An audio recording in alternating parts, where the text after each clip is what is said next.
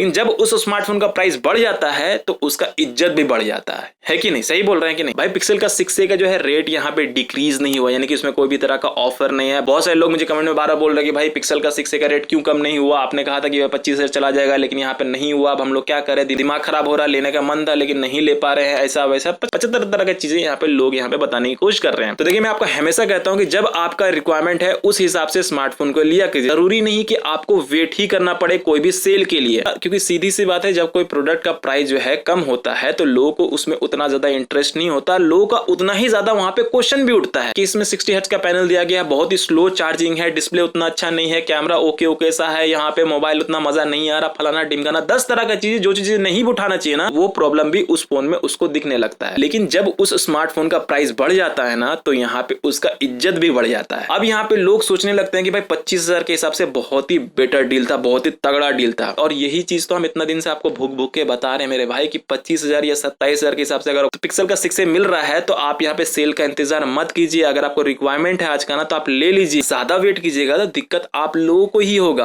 अब मुद्दा ये है कि पिक्सल का 6a का प्राइस कम होगा या नहीं होगा ये बता दीजिए। देखिए प्राइस कम होना ये तो तय है, 100% गारंटी के साथ बता रहे हैं, लेकिन अभी बिग बिलियन डे में कम होगा कि नहीं होगा इसका कोई भी गारंटी नहीं है। और यही चीज हम आपको पहले भी बताए हुए हैं, हर एक वीडियो में हम आप लोग को यही बताते हुए चल रहे हैं कि आज के टाइम में स्मार्टफोन का प्राइस का कोई भी माई बाप नहीं है। कभी 25,000 में मिलेगा, कभी 20,000 में मिलेगा, कभी जो है 35,000 में मिलेगा। तो यहाँ पे आपको स्मार्टली चलना पड़ेगा। मान लीजिए 25,000 का आपका बजट है, 25,000 के हिसाब से कोई स्मार्टफोन अगर आपको अच्छा मिल रहा है ना तो उसी वक्त दबोच लीजिए, ज्यादा वेट मत कीजिए। और सबसे बड़ी बात, लेने के बाद उस स्मार्टफोन का प्राइस कितना भी चला जाए ऊपर या नीचे आपको उससे फर्क नहीं पड़ना चाहिए। कि 25,000 का आप ले लीजिएगा, फिर 2 दिन के बाद अगर उसका प्राइसिंग 20,000 हो गया तो आपको लगेगा कि आपका 5,000 का लॉस हो गया। और वही अगर उसका प्राइस 5,000 बढ़ जाता है तो आपको यहाँ पे दिल में बहुत ही प्राउड फील होता है कि भाई इसका प्राइस बढ़ गया, ठीक किया कि हम ले लिए। लेकिन साथ ही साथ आप ये भी सोचिए ना कि मान लीजिए अगर 10,000 कम हो जाता है तब आप क्या कीजिएगा। तो कुल मिला के बात यही है कि आपको सेटिस्फेक्शन होना चाहिए जिस प्राइस में आप ले रहे हैं ना।